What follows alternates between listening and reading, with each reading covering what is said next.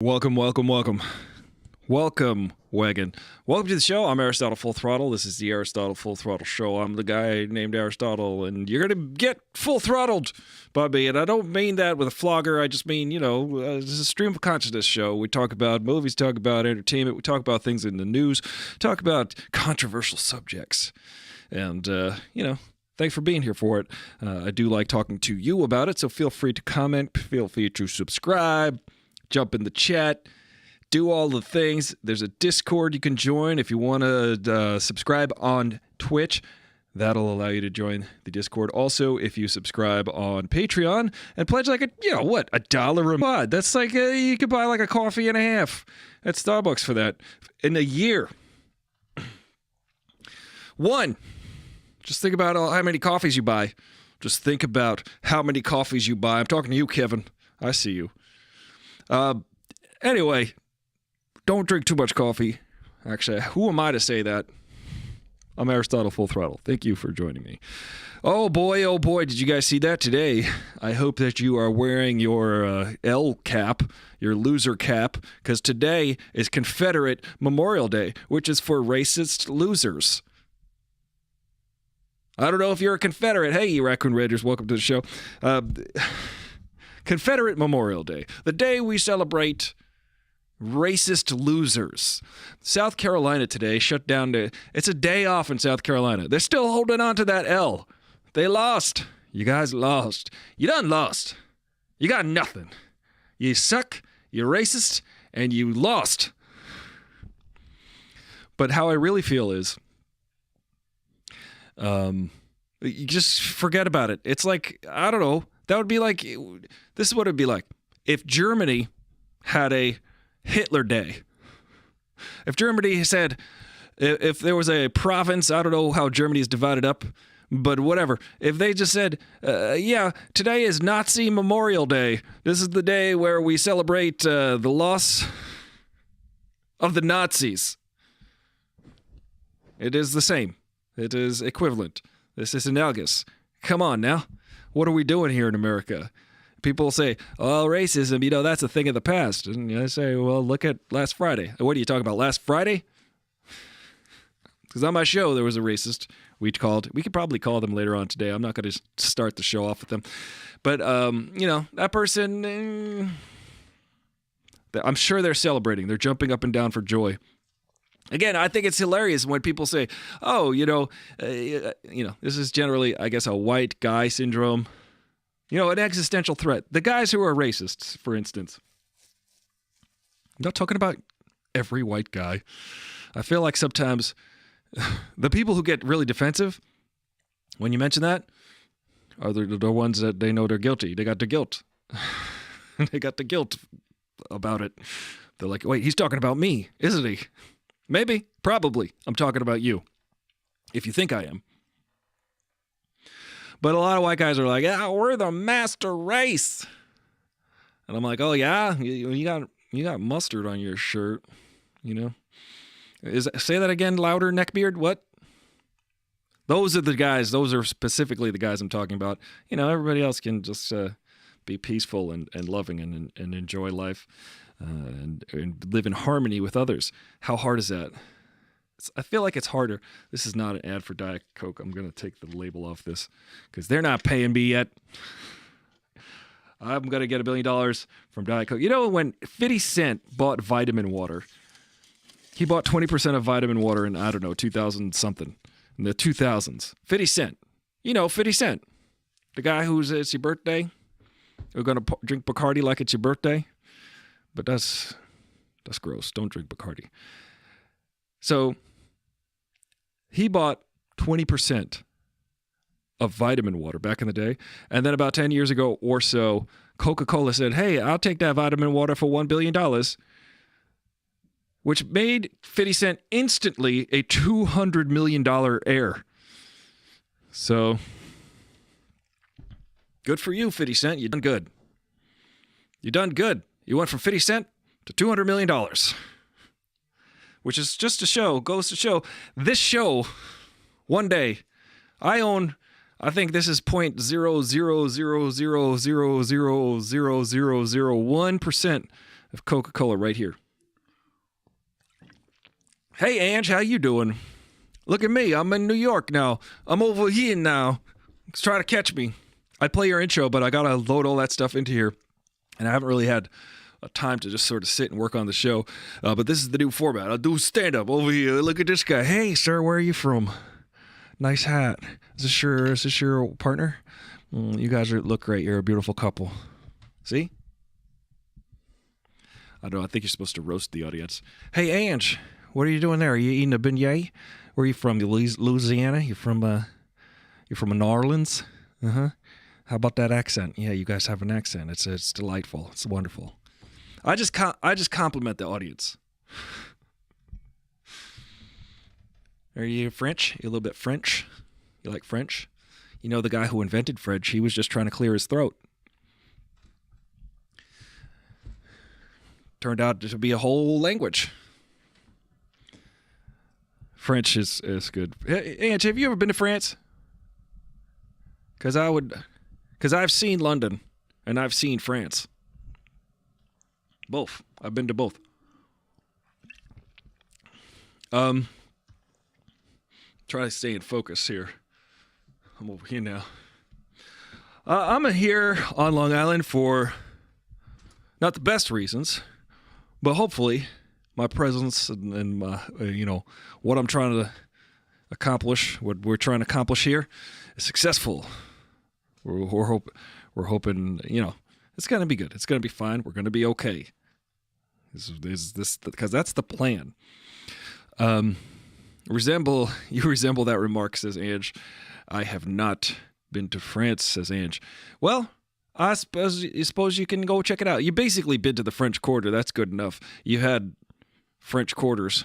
What is it? Who's on the French Quarter? Pepe Le Pew? How does that work? I don't understand French money. What are they? They have pesos? Oh, francs. Franc. The French franc. Don't they have francs, I think there? They do. Except they have euros, really. Listen, the guy, Macron, the president of France, is the president of the world, in my opinion. That guy is educated. He's interesting. He's smart. He's got the right idea. He's technically, in my opinion, the leader of the free world currently. Biden is the... Can we get this guy some applesauce, please? He seems to be... Listen, Biden. I don't know. The guy... He's still with it. He's still with it. He's just, we got to keep an eye on him, Somebody check his pulse right now. He seems to be, you guys know what I'm talking about. Hopefully he can make it. People are like, he's going to do 4 more years. I'm like, hopefully he can do the next 4 days. This guy, Biden, he's old. He's an old man, is what I'm saying. It's okay. Can you be ageist anymore? Can you make fun of old people? We all get old. That's one thing we could do together and not make fun of. So can't we make fun of old people? Or is that ageist? I'm not making fun of old people. I'm going to be old one day. I'm pretty old right now, so, got a little crick in my neck. Got to do some stretches before I get out of bed. It's old. Ange says the French Quarter is hardly French after it was rebuilt by the Spanish. Now, Ange, today, I like this. Interesting. I didn't know the French Quarter was so Spanish. Habla français.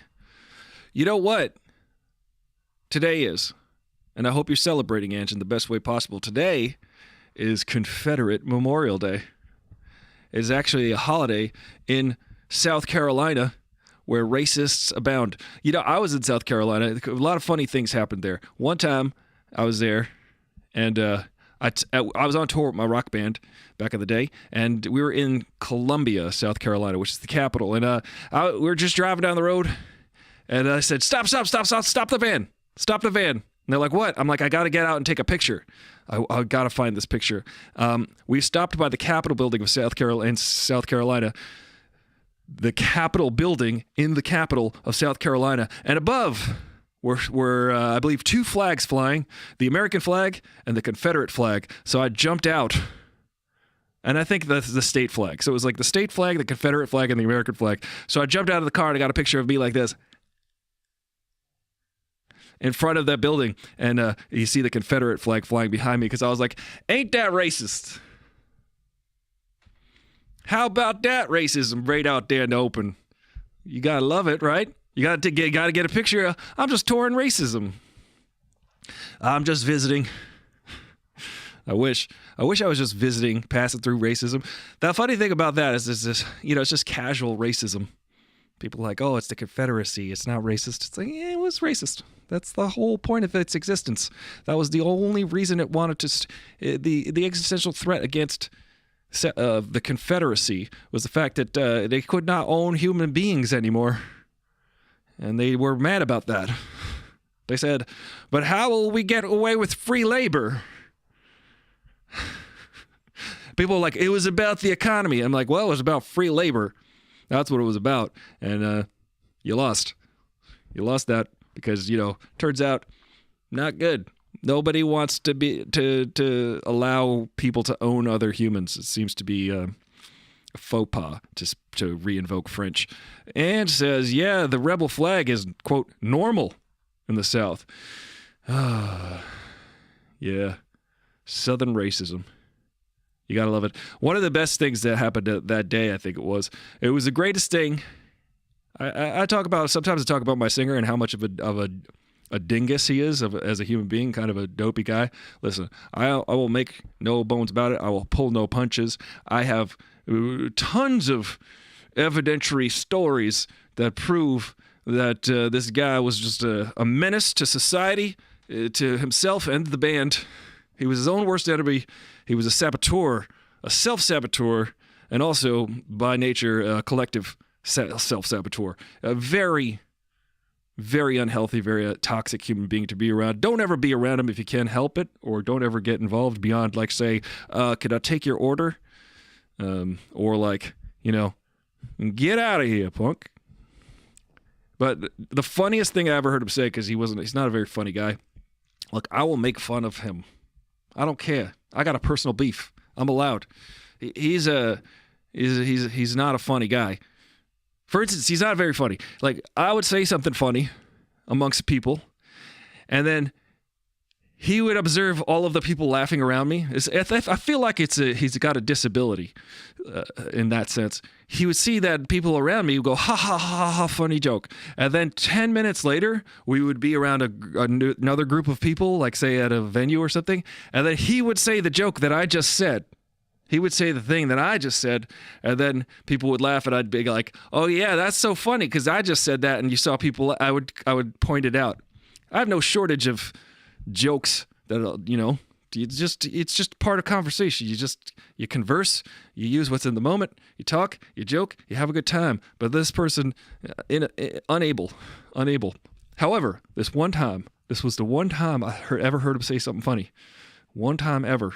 This is the one time, as you feel my pain, right? You know those people, right? Where you say something funny, and then they say the funny thing 5 minutes later to try to glom that attention and feel special. On one hand, Ange, I felt like I was doing a service for someone who had a deficiency, a humor deficiency. I was saying, hey, allow me to be your crutch. It's sad. It's a pathetic thing to witness, isn't it? You're like, ooh, that's sad. I feel bad for you. But this is the one funny thing he said. He said this one time. We were sitting at a red light, and I don't know if you've ever been to South Carolina, but it's white, especially this area. And, when you get to white areas that are white upon white areas, there's like no other like cultural influences on the people there. You see what white looks like. And white guys, there's a special brand of white guy where you're like, oh, that guy is really white. The way he dresses, the way his haircut is, that's the whitest guy I've ever seen. You gotta go find these people sometimes. And sometimes you just like, look, it works in every culture. It works in every culture. You go into the heart of a cultural area, you will find people that are the most extreme version of that thing. And this guy was. So this guy was walking across the crosswalk while we were sitting at the light, and then our singer said, "Sup, Seacrest?" I died. I died dead. I said, I'm proud of you. I'm proud of you. You said a funny thing, and we shall mark this day forever. Oh, man. Oh, that was good, though. I was like, that's good. The other time he said something funny. The second time he said something funny, the only other time he said something funny was to Jared Leto. We were at Nassau Coliseum. We were backstage, and I take partial credit for this because he would not even know what this thing was had I not gone on about how I wanted to make a music video featuring this object. It's a 4-dimensional object. And I was like, we got to make a video with this thing. And I was like, I have the whole video in my head. I still should make it. But I said, one time I was talking to Jared Leto. I was just standing there. I was like, hey, Jared Leto, you're a little man. You're a little man, Jared Leto. I'm a big man. And he was just, Jared Leto was like, you're a big man. And I'm like, yeah, you're a little man. And then he said, and then Jared's like, is this the door? Is this the right door? And then our singer goes, no, that door leads to the Tesseract. And then I died twice. I said, that was a good joke. Remember that time you said, what's up, Seacrest? Well, this counts too. That counts as 2. I've known you for 7 years. That is the second funny thing I've heard you say. and Jared Leto was like, oh, huh? And I laughed. That was when we were opening for 30 Seconds to Mars. I got stories, man. I got stories, and that's one of them. That's 2 of them. That's one of the 2 of them. But I tell you, racism, man, it's real. They changed the name of the master bedroom now. It's not the master's bedroom. It's called the primary bedroom. Because, you know, why master implies, you know, slave-owning racists. Also, there was it's the master bed. When I was there, we stayed at this house. And this house that we stayed at in South Carolina had a smaller house in the backyard, more like a shed, and it was called the slaves' quarters. I'm talking about America. I'm talking about this America that we live in, right? Doesn't affect some people. Doesn't even occur to some people that how racist America is. I find it interesting because I've got friends who just go, yeah, we're thinking maybe go to visit Alabama, you know? Just go visit Alabama, go to Mississippi, maybe check out some of Mississippi. Who says that? Who says that? And you in New Orleans, you like, I ain't going to Mississippi. Brown folks ain't about to visit Alabama for vacation. I'll tell you this story about Alabama. We was playing in Alabama, in Mobile, Alabama, and we was on the stage, and we made the mistake of saying we were from New York, my band, and everybody, the whole room changed. The whole room got weird, you know.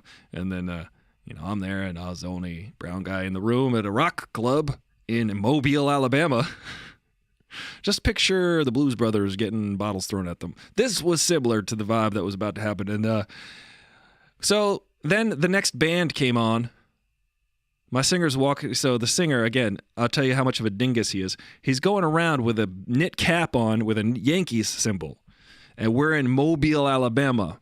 And my singer is wearing a knit cap with a Yankees, a New York Yankees, Yankee hat. You couldn't be more Yankee in Alabama. And the singer of the next band said, they like came out, it was a big flourish. Like big loud band, you know. Apparently this guy was, I don't know, some famous rock guy. And then he goes, I'm from Alabama, and we don't like those scum-sucking Yankees. And in that moment, I turned to the guys and I said, let's get the F out of here. And we loaded up the van and got the F out of there within 10 or 11 minutes. We were not welcome, to say the least. And says, I have a story about the first time I visited Alabama. Ange, I'd like to hear your story. Are you on the voice channel? I wonder if you feel like it, you could join the voice channel. We could chat about it. I'm not sure it's hooked up correctly, so maybe you could be the first to test it. If not, no pressure. But I'd love to hear your story about the your visit to Alabama. What a scary night that was. It was just like, all right, not in the mood to get murdered.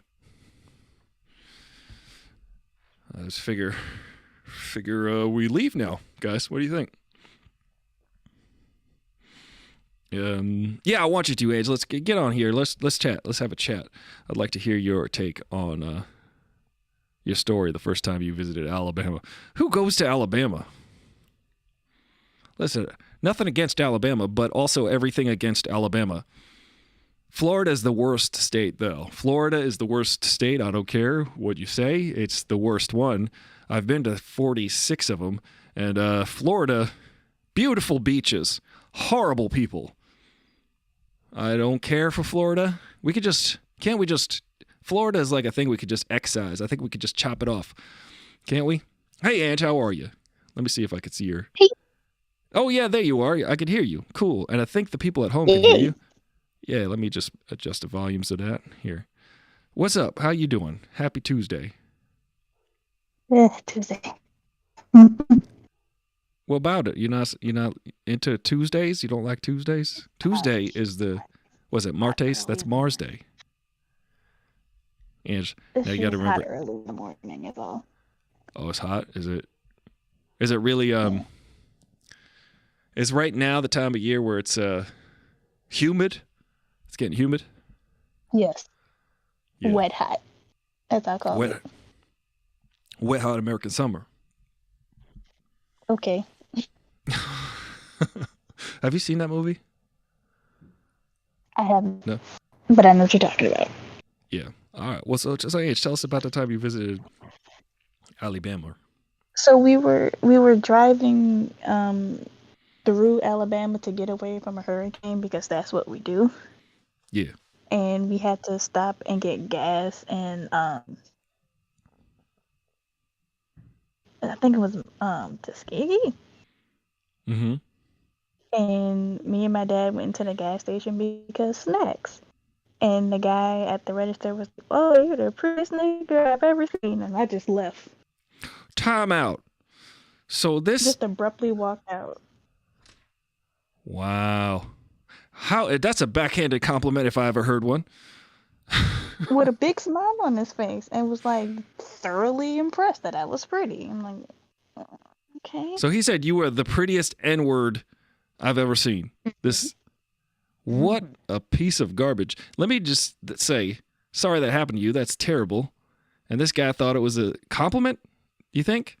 Yeah. Yeah. Now, And when people luckily say... my dad did here because, I don't know what would have happened. Oh, boy. I got to tell you, that's horrible. That is awful. One time I was in Tennessee. More than once, actually. This one time, though, we were in like the middle of Tennessee. And there was because the guys in my band, the other guys are white, and I just told them my concern about different parts of the country, and they were aware and sympathetic, which was cool. So like they started to notice the things that I was kind of pointing out to them. I'm like, oh yeah. So one time we were at a gas station and I'm sitting there at the pump. You know, I went in and I came out of the gas station and next to us was like a pickup truck, and the guy in the pickup truck was like kind of toothless and staring at me, just staring. And I was staring straight ahead, and I sat there in my periphery and I could see that they were still staring at me. And then Ollie got in the van and he sat into the passenger seat, and I said, "Hey, Ollie, is that guy staring at me? The guy right in the truck right next to us, is he staring me down right now?" And he goes, "Oh my God, yes." And then I turned to the guy and I stared at him back, and then I slowly smiled and started to wave at him like real creepy like. And then he just kept staring. without an expression on his face. And then we drove off because it was the weirdest, creepiest thing. I was like, good golly. Why? But Yeah, it was that's clearly... their silent way of being intimidating, because that happened to me and Will a lot. It's just not going to work on me, though. I'm sorry that it's ridiculous. It's so silly. Like, that's the Colleen? best you can do? Yes, I think it is the best they can do. But I said earlier in the hour, there are those folks who got like one tooth between four of them, and they'll be like, we're the superior race. And I'm like, well, you could use a toothbrush, can't you? Dentists are of great value. Colleen, I see that you are here. Hello, Colleen. Welcome to the show. How are you? Are you? I'm pretty good. Yeah. What? Good. I mean, everything that's terrible. Yeah. I already heard my mom yelling at like Rick Scott. You talk about people from Florida. Oh yeah, the fourth state. Yeah. Yeah, but the thing is, here's how bad Indiana is. Florida hired one of our former Secretary of Education in Indiana, who got fired because he falsified data to promote charter schools. And then Florida ended up firing him because he was so unethical. He was too unethical for Florida. Wow. That's a thing? Yeah, I know. I know, can't believe right? it myself. Like, Florida, we're Florida, and we can't even accept that. And then, like, the government in Indiana, like, hired him as a consultant. Well, that's ridiculous. I can't tell you. What do you think about South Carolinian Confederate Memorial Day? That sounds like a silly concept. Wait, like, so that's like not a euphemism. Like, that's what they're actually calling it. Well, thank you, Ange, for sharing that story. I see Ange has left the chat, but Yeah, hi, Ange. This is trending. South Carolina will close state offices on Tuesday to mark Confederate Memorial Day, which is today. It's Tuesday. To mark the day they lost. Yeah, they were losers.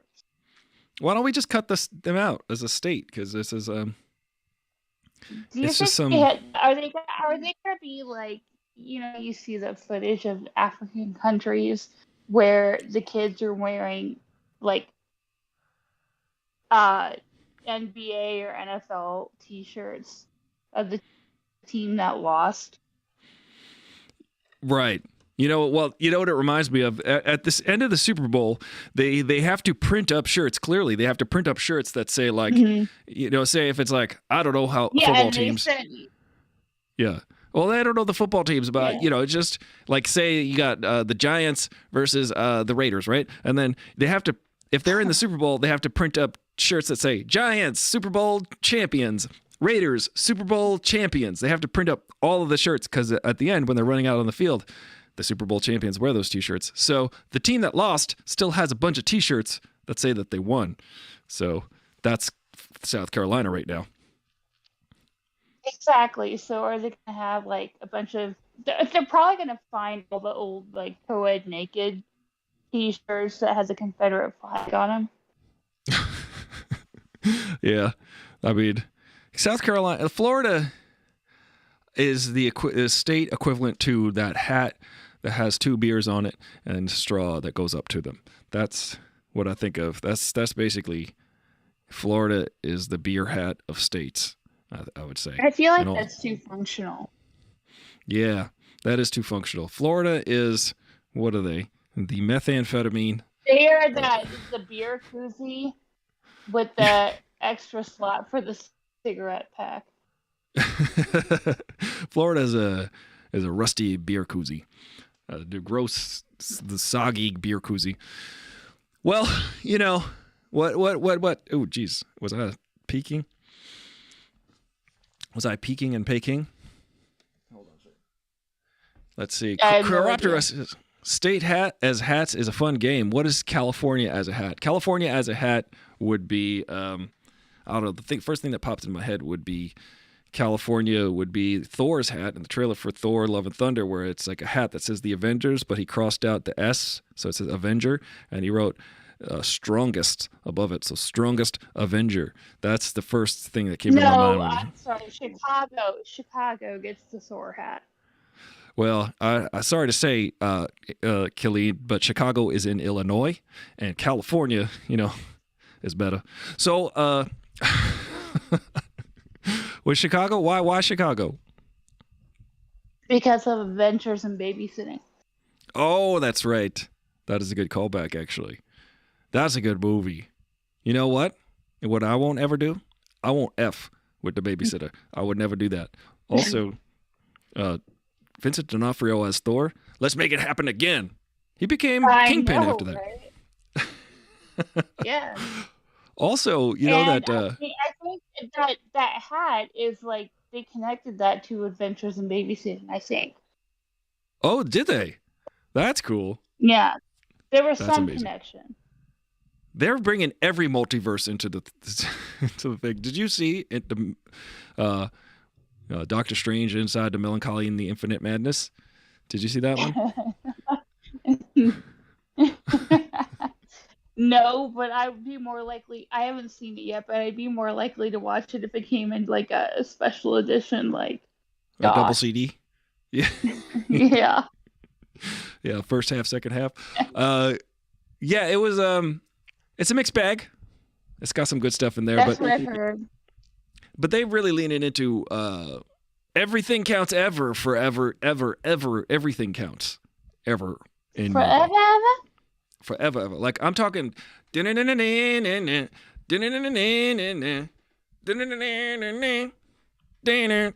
they're like, you got to watch all of our stuff on Disney Plus. They're trying to make you do it.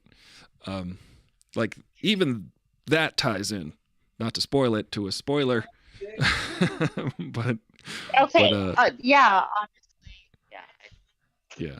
That's all I'll say about that. Listen for that in the theme. That's all I'll say. Yeah. But, okay. Chiroptera says nothing matters, therefore everything matters. So sounds about right. So that sounds about right. Yeah, nothing really matters. We just asked Freddie Mercury that. Well, that's how I felt when I watched the Avatar trailer. Oh yeah, that movie. I was like, oh, the graphics is good. Ain't ever gonna watch it. I was like, this is a cool video game. I don't know this Avatar stuff.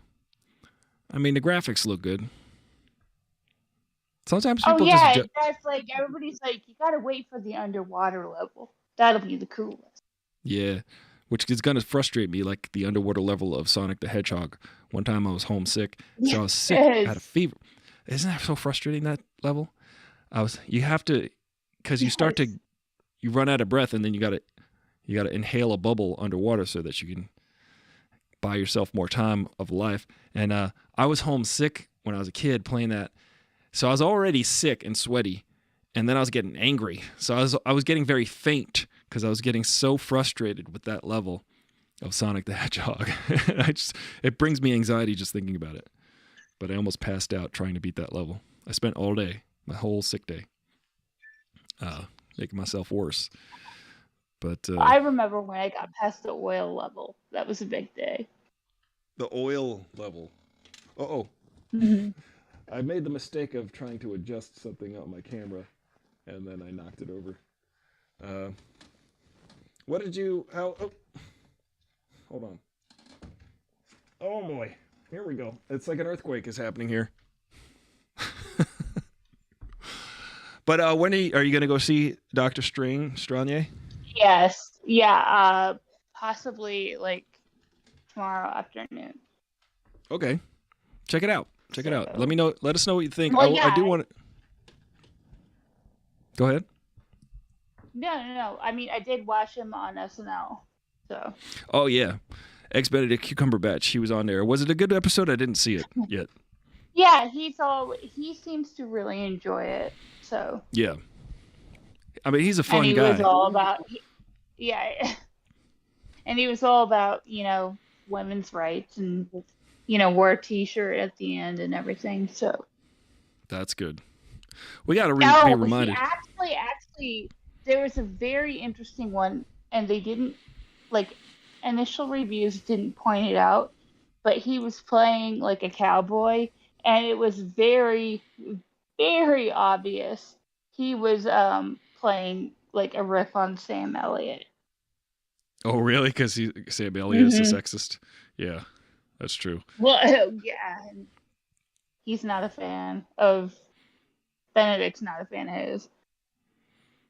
Yeah, I mean, I can imagine. So he seemed like a dopey guy to say what he said about the director of his movie. That basically didn't that win Best Picture, or did she win Best Director? I forget.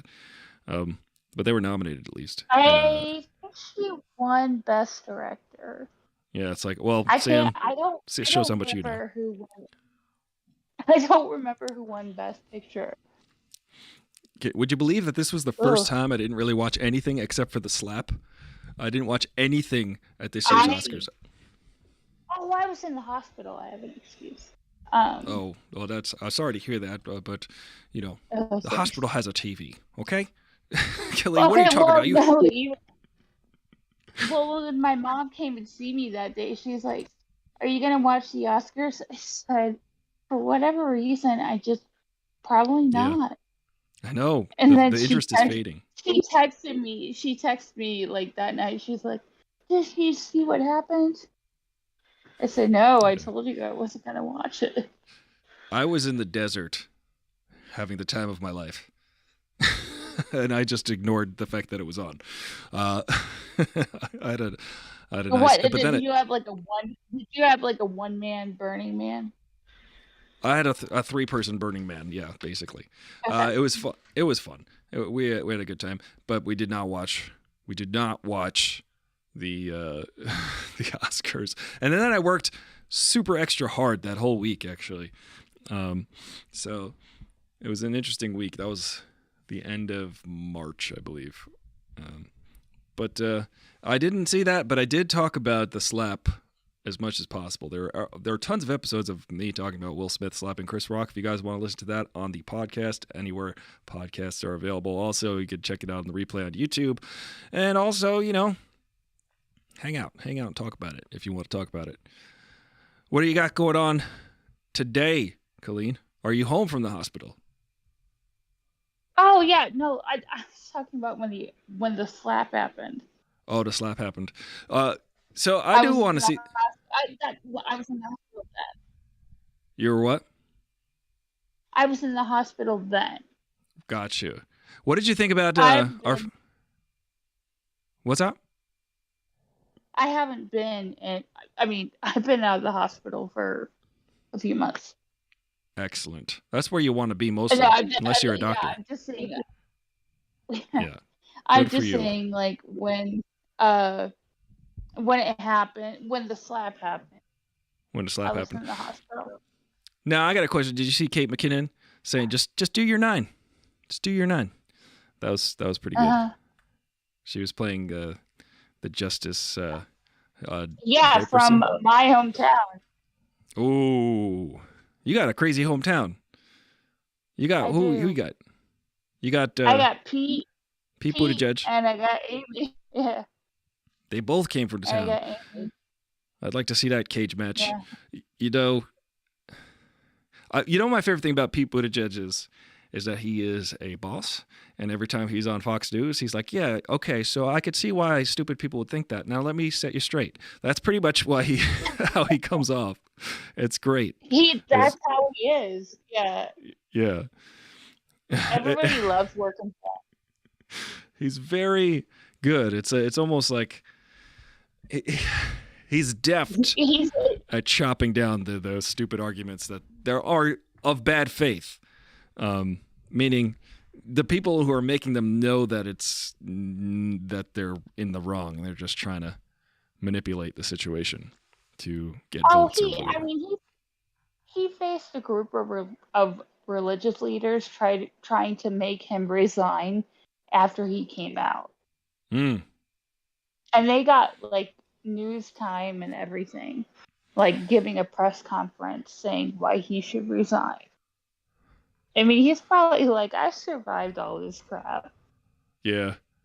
I mean, what are we going to do with these folks that, I mean, how do we ignore these folks that are trying to stop other people from living their lives? That's the problem. You can't. I know, you can't stop it. You can't stop stupid. You can only avoid it. You know, but there is a cure for ignorance. Sometimes people don't realize that, you know, you can cure that. you won't find it on Facebook. But yeah, exactly. You ignorant, but you can cure that by just going to this here bookshelf. Maybe just open one of them. I find stupid people to be stupid. People are just stupid, but ignorant people can be cured. Stupid people, you know, someone sent me a screenshot. They had texted the racist person who was texting me on Friday. There's an episode. You guys want to watch the replay of that on YouTube or download the podcast. I was calling the number. I left like 50 messages. It was great. We had a good old time just turning it into fodder.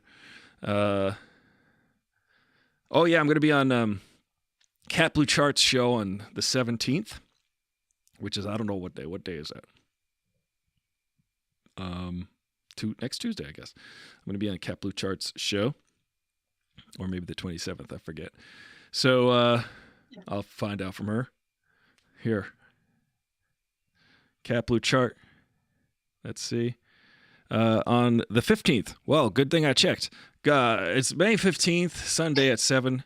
I'm going to be the guest on Cat Blue Chart's live stream. So watch that. Sunday at 7. I hope that's the same time as this time and with this time and whatnot and that time.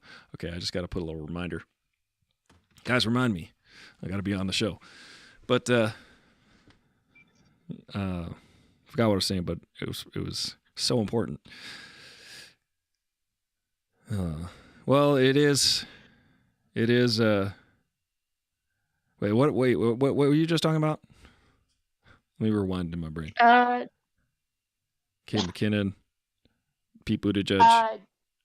Pete, yeah, because of the people from South Bend. Yeah, South Bend. Yeah, go South Bend. I mean, they kind of cancel each other out, though. Well, Ben Folds always comes around to play with Pete. Like, they play music together. Well, that's cool. Yeah, because Pete's pianist, yeah. Wait, time out. I didn't hear that right. What? Pete is a... Huh? He's a pianist. Oh, I got you. You know, that reminds me of the joke that Gary Shandling said one time when he was hosting the Grammy Awards in the 90s. It was a very funny moment for me as a kid going, how do I grow up to be like these funny people? And he said this. He's like, yeah, you know, earlier today we gave an award out for best flautist or flutist. Is it flutist or flautist? House of Pain? Is it flutist or flautist? It was very funny to me. Subtle. Very good. Well, yeah, remember when they used to let comedians host the Grammys? Oh, yeah. Now it's just LL Cool J every year. Yeah. Jon Stewart hosted right after 9/11. Or, no, it was pre 9/11. He made jokes about Destiny's Child and Bootylicious. I think he actually got in his boxers and tried to do the dance at one point. Oh, this dance? Where you go like this? Exactly. I can't do it. Clearly. I was just doing the new dance. I was talking yesterday about to a friend of mine. There's There's actually a term for the instant rejection and repulsion of something that's new or like what younger generations are doing. So there's a term for it because it's instinctual. Humans across like all cultures, they do it as generations advance and the next generation comes up with stuff that counters or it's like new trends. The older generation just instantly rejects it and thinks it's stupid. Meanwhile, whatever that generation did at that same age was also stupid. So it's just I'm trying to be flexible with time and space and the whole idea of, just everything changes, everything's going to be different. So you got to just learn how to be flexible with that, which is just how to be. You also have to be reasonable. Like there's certain things going on in the world right now where you go, how are we still doing this? Why aren't we being reasonable about this? Also, trends, yeah. Chiroptera says, I'm not stupid. TikTok is stupid. Exactly. Yeah, rigid beliefs, you form them, and then sometimes you don't want to sit there and go with the flow. You don't want to... people don't want to do that, generally speaking. And I forgot the term for it. It's like nostalgioation. Nostalgiois. That's the word I just made up, and we'll call it that. But whatever's new is dumb, but then it becomes sentimental to that generation later on. Like bell bottoms, stupid, still dumb, awesome at the same time. Like afros. Who wears afros? Colleen, how's your afro? It is awkward. Awkward? Mm-hmm. Well, let's join the awkward afro club, because mine's pretty awkward as well. Because I've got curly sections and then like straight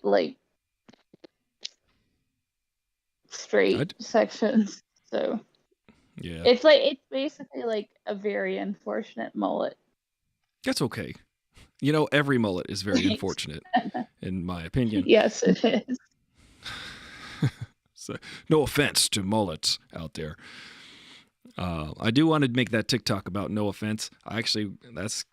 Remind me to do that. I'm going to make a TikTok about it because I feel like no offense is, hey, no offense. Now I'm going to say something that's really insulting. It's literally no offense. I'm not racist, but I'm not racist. I don't see color. I did that joke a couple weeks on TikTok a while ago, and then I reposted it recently, and I got flack from a guy who happens to be a white guy. This is the thing about it. I posted this thing and I said, here's when some white people say this, because there are some, and you've heard it, people say, I'm not racist, I don't see color. And then I say, what people of color often hear, or what at least I hear personally, when I hear, I'm not racist, I don't see color, I hear, I'm not racist, I don't see color. Can't we all just be white? That is basically what I'm hearing, because people, when they say, I don't see color, they're saying, I don't see you as different from me. They're saying, I don't acknowledge you. I don't acknowledge you and your culture and your background and your existence as someone who is not white. I don't see color. Everything's white to me. So that's what it sounds like. Just folks out there who know that some people receive it that way. Like, for instance, me. And then there was a guy who came after me. He was like, you're out of line, bro. And I was like, excuse me, is there a line that I'm supposed to be in, bro? Is that how this works? And he said, he went on this big diatribe on, I do this because it was a big text. And I was like, he's like, yeah, this is just racist. This is just not right. He happens to be a white guy. And I just said, I disagree. This is what it sounds like to me, my experience. And you can't tell me that that's wrong, no matter how hard you try. Because you can't tell someone that their experience is not true. It just shows you that a lot of people don't understand how that works. And it's very disconcerting that a lot of people don't understand how that works. A lot of people say, you made me do it. Go ahead. Well, no, just the amount of people I've seen who I see that they genuinely don't think that they're racist or have some sort of bias. And that's the most terrifying thing at all, because how do you even like start with somebody who doesn't, they think that they would probably never put it in these terms, but they think that it's enough to understand that people, just because people don't know how to be white, doesn't mean they're not worthy. Right. And they think that makes them not racist. Yeah. Makes them And not I had to worthy. deal with like, well, and I had to deal with like so many, Because white like, is the standard. colleagues. This is the standard that Well, everyone. like just talking to me like flat out about things, and You know, that's mighty white of them. I mean, we had like Duck Dynasty billboards in our hallway. Oh boy, that sounds. They're billionaires. That family. Blurred Word says, "I am Afro challenged." Blurred Words, you and me both. I'm just trying to figure out this whole head situation, and you know what I do? I just don't cut it, and that's my approach, generally speaking. Blurred Words, welcome to the chat. Chiroptera says, I just learned the term gaslighting came from an old movie. As a biased person who speaks for all of biased people in the world, I'd like to say that we're not biased, and that's just our opinion, but it's true. Yeah, but what do you really think? I speak for all people of color when I say I don't speak for all people of color. I think that that's an important lesson we should learn. But I speak for myself and what things sound like to me. And you brought up gaslighting. You said the word gaslighting. I think I might have mentioned it earlier. But yeah, that's gaslighting. Telling someone that their experience is invalid and that it's not true is called, that's the definition of gaslighting. It's like, no, you don't feel that way. You don't hear that when you hear my words. That didn't happen. Trying to question someone, make someone question their own reality is gaslighting. And I believe we've all had that happen. I'm sure we've all experienced that. Colleen, I'm not sure. I don't want to bring up any bad memories, but I'm sure you know people who do that kind of thing. I'm sure. I mean, I feel like we all do. I feel like there's always somebody. Oh, absolutely. Yeah. And it like happens in so many different areas of our lives. That's true, especially in like work situations and stuff like that. And it's just really, it's an interesting phenomenon that it's startling that people just don't. I think a lot of people are unaware that they're doing it. And I think it comes from a place of like, well, I can't be wrong, so I'm going to tell you you're wrong. And I can't, there's no chance that I am able to hurt anyone, so I'll say, therefore, you are not hurt. And therefore, I am good, because I think of myself as good. So I can't possibly do anything that hurts you, because I think of myself as good. So if you're hurt, then you shouldn't be. This is how people think, I think. Corruptora says, I'm off break. Thank you for the gas and the lights. You're welcome. Just don't put them together. It's a huge explosion up to the sky. Penny Sit says, the I don't see color thing is just so naive. The world is so much more complex than such folks care to admit. And that's, in my humble opinion, the basis of a lot of our problems. I agree. Hey, Penny, I got your message earlier. Thank you for sending that. That was really kind of you. I was on my way back. I was getting a bagel because I'm on Long Island. I got a bagel. I got a bagel every day since I've been here. You know me, bagels and cream cheese all day when I'm here because you can't get it. I don't see in LA. I don't see bagels. Blurred Word says I speak for all black math teachers who have 3 daughters born in 1974 with a birthmark on their elbow. Well, that's highly specific, but I'll listen. I'll listen to what you have to say. Blurred Words, congratulations on the birthmark on your elbow. And your 3 beautiful daughters. Penny Citrella says, ooh, bagel. Yeah, bagels and pizza. And Penny, between me and you, if you put pizza on a bagel, you can have pizza anytime. Colleen, now Yes. you're talking about being in Bend. Now, is Pete Buttigieg, do you have a shrine built to him yet at your home? Because you live in Bend. South Bend, sorry. We're the same age. No. I did go to his announcement. Just like, come on, it's something to do. I had friends who knew him and his family, so I went, and it's cool. And I do think he has a lot of really good ideas. Cool on the bike lane, though. He's building a bike lane. What? Oh, no. He built so many bike lanes when he was mayor. Oh, that's but awesome. It's like, Pete, dude, we have like lake effect snow for a large part of the year. People aren't going to be riding their bikes all the time. Yeah, well, they should get snow bikes. If there is such a thing. There are people that are, the naivete of folks who say, I don't see color.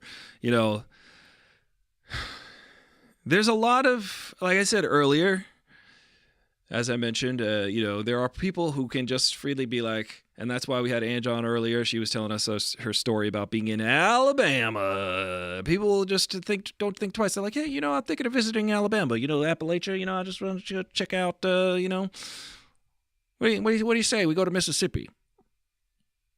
How about it? Well, just for vacation. There are people who freely feel that way.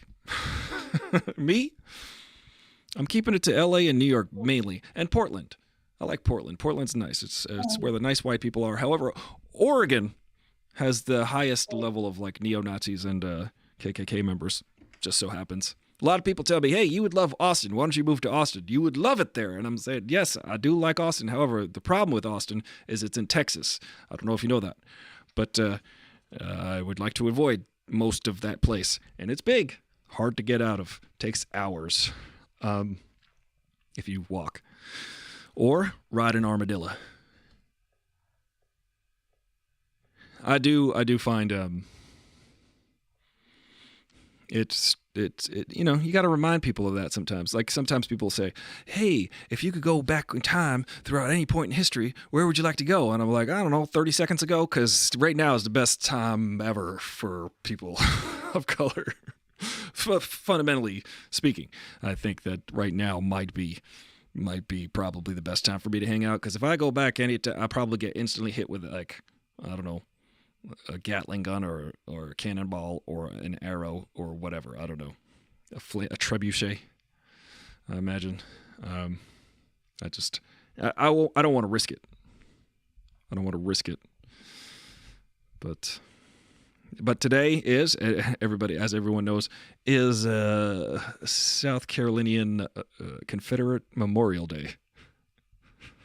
In case you wanted to remember who lost. Because, it's the racist losers. They lost. Hopefully the people are there many rebel flags, Confederate flags in South Bend, Indiana? Is that a thing that goes on there? Blow darts, yes. Sorry. No, go ahead. Yeah, actually, there were people on our main street throughout town that had a Confederate flag waving high on the flagpole.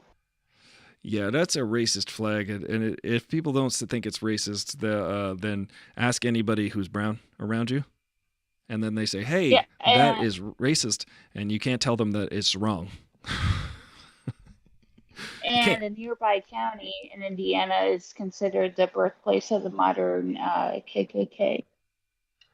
Oh, isn't that beautiful? The brand new spanking bouncing baby KKK. The birthplace of it anyway. Well, KKK, I think it's pretty interesting that they all wear the hoods. They're like, I'm racist, but I don't want anybody to know. Just like our friend who texted me. They don't want anybody to know. And why do they, it looks like a dunce cap? It is a dunce cap. In fact, I think that Mhm. I liked what Aziz Ansari said about it. He's like, everybody who is racist, stop being openly racist. Go back to being racist in private. We thank you for your service. That was a good Saturday Night Live monologue. You remember that one, Colleen? Mm-hmm. Yep. You and Studio AH. You are our resident SNL combatants. I'd like to see you. Maybe this will be fun. We'll pit you and Studio 8H together or against each other or with each other. We'll just play a trivia game and we'll have you as a contestant and Studio 8H, and you can reach deep into your knowledge of SNL. By the way, speaking of Saturday Night Live, guys, you might not remember this story, but Penny Sit here in the chat, she and I went to go see Saturday Night Live. We went to go see it. I told this story on the air a couple months ago, I think. Fantastic. Also, but I would like to mention that Penny Citrola is a bona fide genius. She was on the show Jeopardy. You might have heard of it. She was on Jeopardy. She was on 3 episodes of Jeopardy. You know why? Because she won. Now, Penny, you might remember this. Penny was... that was a fabulous time. I'll tell that story briefly, but here's a funny thing. I remember I was in the middle of Nebraska one time, and I was at a Denny's, and then there goes Penny up on the screen. I'm like, that's my friend Penny. And I took a picture. She was on Jeopardy. And when Penny called me, she was visiting California from Kazakhstan, as you do. You get on 15 planes and you end up in California on Jeopardy. And so she called me out of the blue. She's like, hey, Ari, we just finished taping Jeopardy. My first question to Penny, the bona fide genius, I said, how many games did you win? She said 2. And also, I couldn't be beaten on those 2 games. I ran away with it. I said, of course you did. And then we met and hung out for drinks, and I met all the other contestants also. And I was like, I don't know the 1974 Moonlander, guys. I'm sorry. I'm just trying to order a coffee. I wish I did. But we did see Saturday Night Live. I think Johnny Mosley was the host. Rip Torn happened to be there. That was fun. Who was the musical guest? Oh my God. Who was the musical guest? Not Rip Torn, my bad. Rip. Taylor. Not Taylor. Thank you. It was not Rip Torn. Caught myself. Rest in peace, both of them. But yeah, we went to that because of a Rachel Dratch encounter, which was fun. Outcast. We saw Outcast? Oh my God. How do I have no memory of this? Oh, now I can say I've seen Outcast. Johnny Mosley was so captivating. Johnny Mosley was just he skied away with it. Thank goodness my betting game is weak, says Penny. But, you know what, Penny, that's half the game, your wagers. I know, how could I forget? It's Outkast, one of the greatest hip-hop and /rock bands, /rap bands, /actor bands, /cool cats. I told the story of how I met Andre 3000, but I guess I didn't realize I had seen him before in person. But I did meet Andre 3000 in Atlanta, as you do. He was wearing a pink Izod shirt. I was on tour with my band. We pulled into the Guitar Center, again, as you do, because you go, I need guitars. And I hear you have them. I hear this is the place, this is the center. And we were pulling up behind his Ford Explorer, and he hopped out of the passenger side because, he's Andre 3000. He's got a driver. And he got out of the car, and we were like, that's Andre 3000. And we went into the store, and when we were in the store, we ran into him, and we had a conversation with him, and he was super, super sweet. Just a sweet little man. and our singer, again, how I told you he's dopey. He's like, we were like, we're just a band on the road. We don't really have, we're just, trucking it on the road. And he's like, be safe out there, you guys. And then my singer's like, hey, Andre Benjamin, can you sign this $100 bill of mine? Because we're a poor rock band on the road. And he did. Yes, Penny Sit says, sorry, Miss Jackson, I'm for real. Another song with the lyrics, because the whole world loves it when you, I don't know his name. No, its name. The whole world. Yeah, I try to keep it so fresh and so clean. But I can't believe I've seen Outkast. This is exciting news. I'm excited about this. Hey, everybody. Now I can say I've seen Outkast. I can't believe I forgot that. Wow. That was, I guess, before Speaker Box and The Love Below, where I was like, I got way into them. But I'm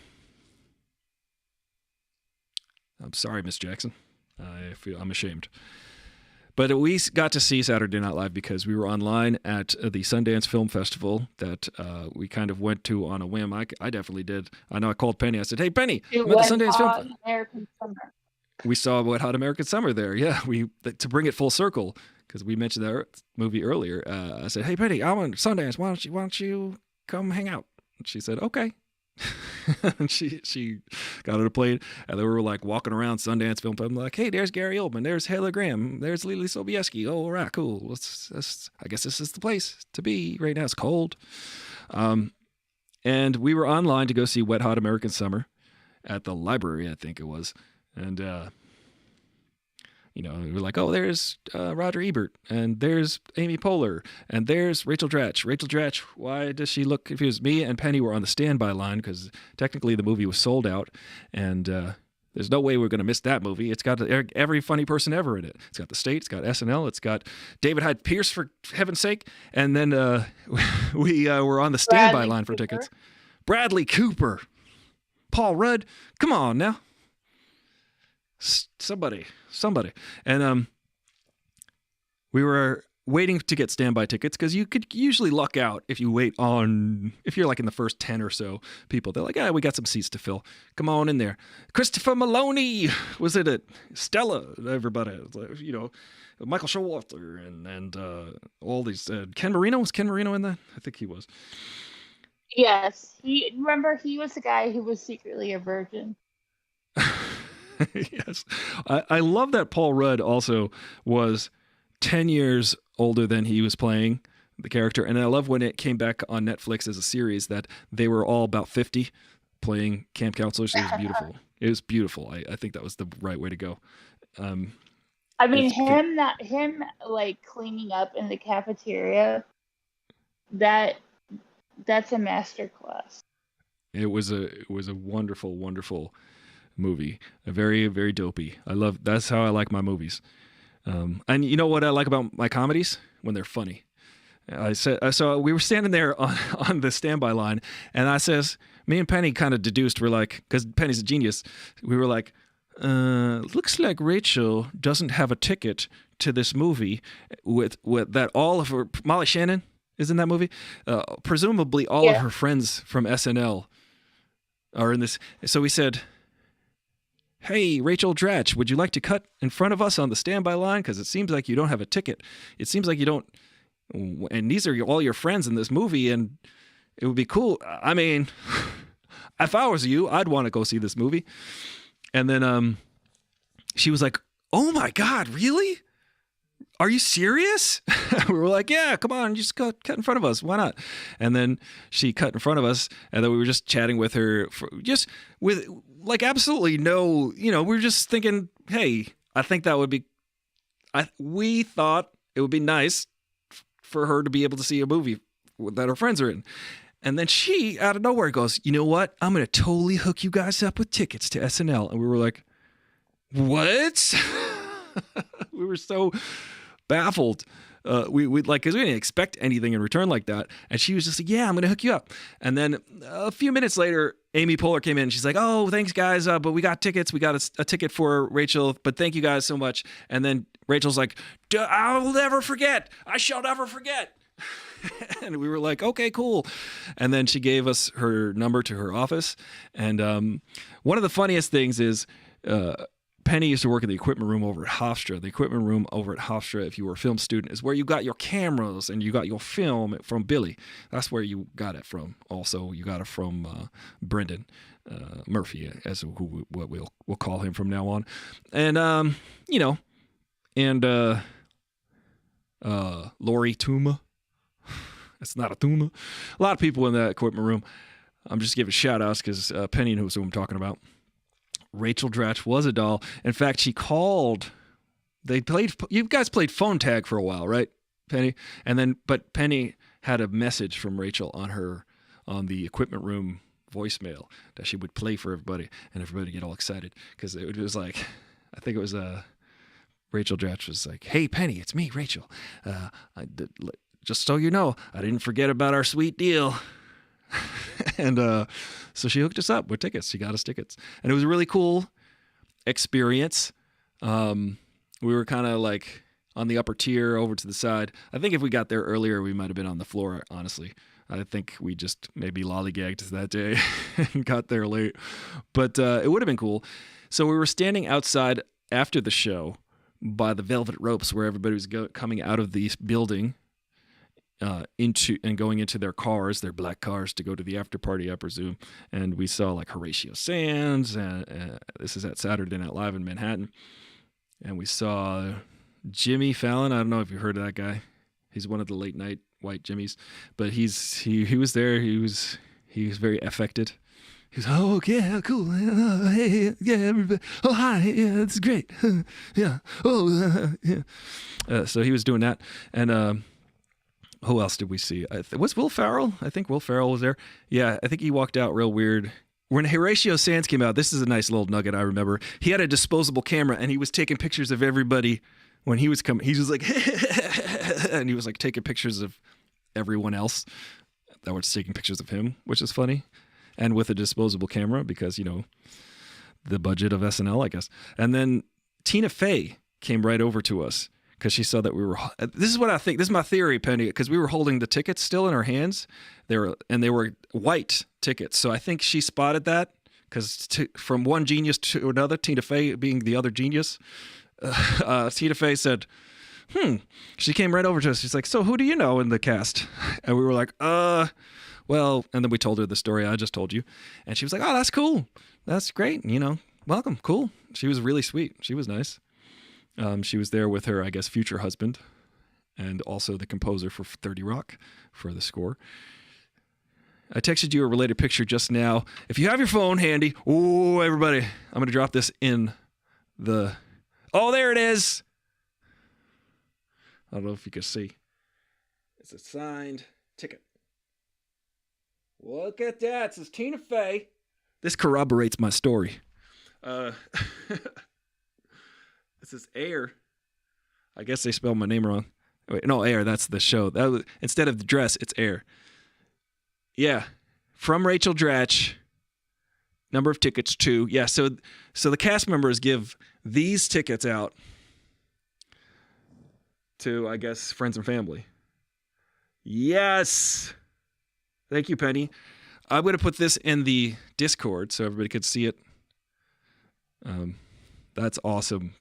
Thank you for that. Dropping it in the main channel. Maybe the Cool Story channel. No, Show and Tell. It's going in Show and Tell. Select more photos, of course. Give me a second. There you go. Everybody now can see our signed ticket. I partially claim maybe this quarter of it. But that's awesome. It says Tina Fey and Will Ferrell? Is that Will Ferrell? Who is that? My sister is funny. Photoshopped, yes. This is totally photoshopped. While I was telling the story, Penny was quickly drawing it up on her computer. Very cool story. Corroborated. See, I ain't lying. These are all true stories. Yes, Will Ferrell. Well, yeah. So, there you go. That's amazing. There it is. There it is, everybody. Show and Tell. Tina Fey, Will Ferrell. Tina Fey and Will Ferrell and Rachel Dratch. Oh, wait, let me do this. So, had we not gotten that sweet deal, we probably would have been You know, wait here. Let me do it. Let me give me a second. I need absolute silence. You know, we went to Manhattan, but a lot of every year, like 30 people are hit and killed by taxi cabs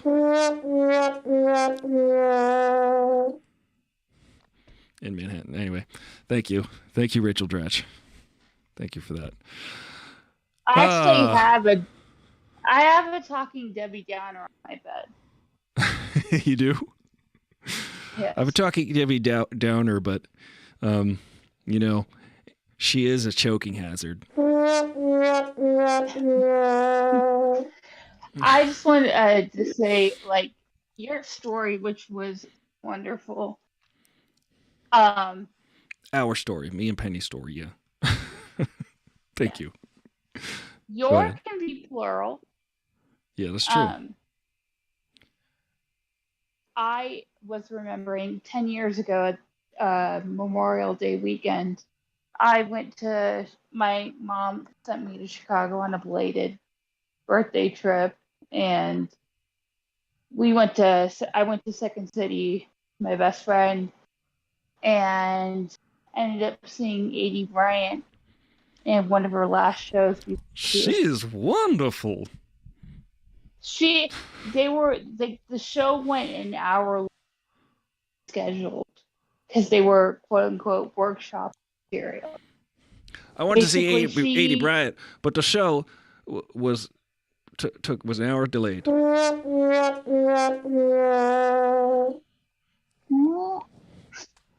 I'm trying to do a full representation. Oh, yeah. You're trying to go full Bob up. Go ahead. Sorry. You saw Adie Bryant, but that was it. Yeah, and they were. The show went an hour past it. Like they were just like spitballing and improv. Yeah, improving with the audience. She pulled up a chair and just started going back and forth. That's awesome. So, and then we left saying like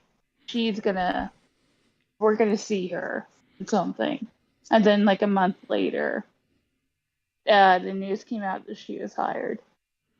Yeah, that's usually. But in order to hire her, they had to fire someone else. That didn't work as well. I'm having too many funds. I mean, what else can you give somebody who went to high school as Meghan McCain?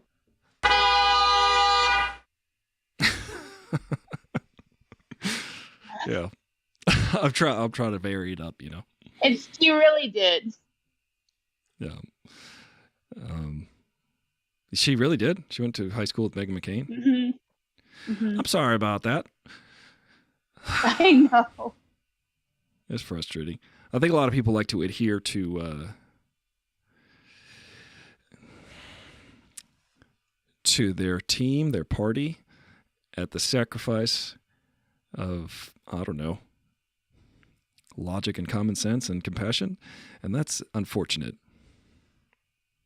So I find people like Meghan McCain. Is she for this Supreme Court situation going on right now? Do you think? Or no? Probably. I don't know. She's too busy fighting with people, and apparently her latest book only sold like 250 copies. 250,000 copies? No, 250.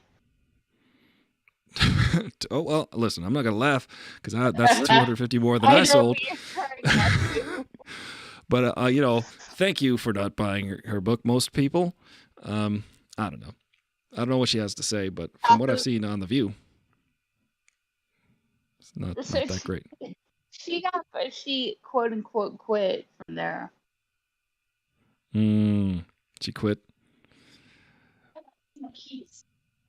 I'm just trying to think of a Debbie Downer situation. But most people suffer from toxoplasmosis. Sorry. I think it's a good gag. That's one of my favorite sketches ever, because it's just, there's no chance that the cast is going to keep it together when it happens, whenever that happens, because it's just like, we all know the Debbie Downer in the situation. We all know that person.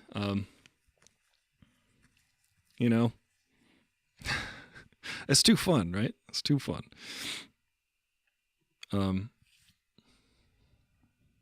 But that's Tuesday. Today's Tuesday. It's one day at a time. I'm here again, like I said, in support of my team, my personal team, my family. There is the miracle of modern technology, I think, will help fix this situation, because you want the people in your life to be around forever, and you got sometimes a person, they give you life, and you say, oh, hey, you gave me life, let me help you out, because that's part of it, right? So that is what I'm doing here, helping out in every way I can, and which is mostly laughing and cleaning and driving. Well, not cleaning yet, but driving and making people laugh, which hopefully I did today with you. I hope that you guys giggled, chuckled, accidentally learned something. Maybe I call this words of wisdom, but with a D-U-M-B at the end, because my favorite type of comedy, not only is it funny, but I love comedy when it's funny, but my favorite kind of comedy is when it's stupid but clever, dumb and broad, but also cutting. At the same time, it's a delicate. This finesse, I hope, to that. Also, it's like wielding a sledgehammer with finesse. Let's say that. Slut-ever? What do you mean there? Mission accomplished. Laughter achieved. Awesome. Awesome. Delicate absurdist. Delicate absurdist. I'm an absurdist. This is my approach to life and philosophy, and generally absurdism is my favorite thing. You know why? Because elephants. Says, let's see, Blurred Words says, mission accomplished. Well, I'm glad, Blurred Words, and thank you for teaching our youth how to count. As a math teacher, we can always count on you. Thank you very much. I said that aloud. Because the stream of consciousness, I'll say whatever comes to mind, and that's what unfortunately did. But I always appreciate your support, Blurred Words, Ange, Nolans, Colleen. Thank you so much for chatting with me. I always like talking to you and hearing what's going on in your world in South Bend. You're our resident representative for, you represent the representative of the representatives of South Bend. Thank you. And Veronica Forte, thank you. Congratulations to my niece, because she had communion the other day. I forget which C is this. There's christening, communion, and confirmation, and Christy Christ. But no, my niece had her communion, and it was so she's like halfway to the confirmation level. Yeah. It's that one might be like the water level in Sonic the Hedgehog. It might be frustrating, but she's gonna achieve that. She was very delighted. She was so cute. She was having a nice time, and her other Nana made a nice little speech, which was very nice and supportive. It was cute. It was a cute and adorable time. Thank you for inviting the cool uncle. Sorry. All right. The cool uncles, or I'll say, all right? Fair enough. I'm both of them. No, kidding. But not really. But yes, I am. But also I'm not. But yes, I'm not. I think Brother Ricky's probably like way cooler than me. He's got way more friends for sure, but you know what? I do care about the friends I have, and you are one of them. You are all of them. You are some of them. The favorite uncle, yeah. See, I show up and I'm like, hey, I'm cool for like 20 minutes and then I'm going to leave. Can't ruin my image. Can never ruin this image of cool. Hey, I'm the cool uncle. And then I'm gone. Like that. It's too bright. A little washed out. So that's it. I'm going to go probably eat some bagels and or pizza, which is what you do here on Long Island. It is an institution. And if there's any place I belong, it's in an institution. What's that, Colleen? I lost you. She'll be back. Well, and I'll be back tomorrow here on Aristotle Full Throttle. Thank you, Ange. It's pizza for you, a pizza for me, a pizza on my shoe, and pizza in a tree. Who am I, Adam Sandler now? Do it. Do it for all of us who can't have good bagels and pizza. Listen, I'm doing my part. I'm doing more than my part, Penny Sit. I am eating. When I'm here, I do eat for as much as I can, because when I go back to LA, I'm like, I want to be sick of it by the time I go back to LA. It's just too good here. And I say this every time. I believe that LA has reconstructed pizza only from photos. I'm not sure they've ever had it. I think that they've only looked at it. It's like an alien that has created a facsimile. I don't know if you've seen those movies or storylines where they like an environment is reconstructed for humans to reside in, and there's always like something off, and the humans are like, this is weird. That's LA pizza. There's something wrong with this pizza. It was reconstructed from cardboard. They took a magazine photo of pizza and turned literally that paper, cardboard, into an inedible object. Invariably. Well, I'm all tapped out. That's all I've got. That's all I've got today. Hopefully we can deconstruct the patriarchy tomorrow. Working on that. Doing my part. Like, can't we just all get along? Can't we just all be people? I would like that. I'd like to say this about, and then I'll go. My mom's is raised me in a situation that did not genderize things as much as the world is genderized, and as much as our society is a patriarchy is ruled by dudes, and I value that because it has brought me a lot of appreciation and insight, and just my natural tendency is to just relate to people as people, and I don't see color, I don't see gender. It's not what I'm saying. I'm saying I do, but I don't see one as better than the other.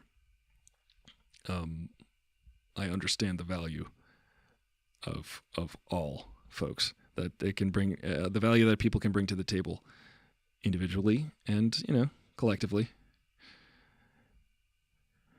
I always find it funny when people say the African American community personally, because I'm always like, the African American community, do I get a membership, or like is like the YMCA?